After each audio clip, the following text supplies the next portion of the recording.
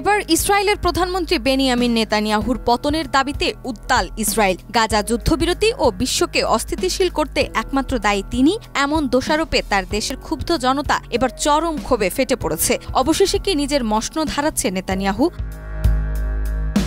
ইসরায়েলের রাজনীতিতে বড় ধরনের আলোড়ন তুলেছে বিরোধী দলীয় নেতা ইয়াইর গোলান। গাজা যুদ্ধবিরতি ও বন্দি বিনিময় চুক্তির পথে প্রধান বাধা হয়ে দাঁড়িয়েছে প্রধানমন্ত্রী বেনিয়ামিন নেতানিয়াহু। এমন অভিযোগ এনে গোলান 12 জুলাই সরাসরি নেতানিয়াহুর পদত্যাগ দাবি করেন। গোলান বলেন, জীবন রক্ষার স্বার্থে এবং দেশকে বিপর্যয়ের হাত থেকে বাঁচাতে হলে এই সরকারকে এখনই বিদায় নিতে হবে।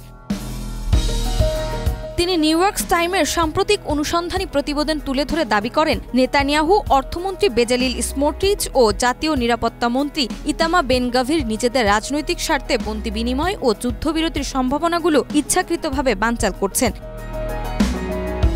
শাইনি চুলে এখন হবে সব হেয়ারস্টাইল। সিল্কোর দ্বিগুণ শাইনি চুল প্রতিদিন। এক্সে দেওয়া এক পোস্টে গোলান বলেন, সেনা ও বন্দীদের জীবন তাদের কাছে ততটা গুরুত্ব নয় যতটা নিজেদের ক্ষমতা টিকিয়ে রাখা। এরা হচ্ছে চরমপন্থী এক সংখ্যালঘু গোষ্ঠী যারা পুরো দেশকে ধ্বংসের দিকে ঠেলে দিচ্ছে।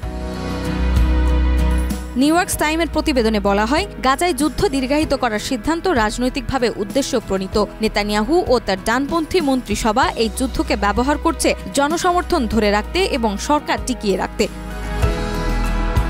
এদিকে বন্দি বিনিময়ের দাবিতে 12 জুলাই রাতভর তেল আবিবে হাজারো মানুষ বিক্ষোভ করেছেন। রাজনৈতিক বিশ্লেষকদের মতে নেতানিয়াহু সরকারের ওপর জনরোষ এখন তুঙ্গে। তার বিরুদ্ধে পদত্যাগের চাপ ক্রমেই বাড়ছে, যা ইসরায়েলের অভ্যন্তরীণ রাজনীতিতে বড় ধরনের পরিবর্তনের ইঙ্গিত দিচ্ছে। নাজমা, মাই টিভি।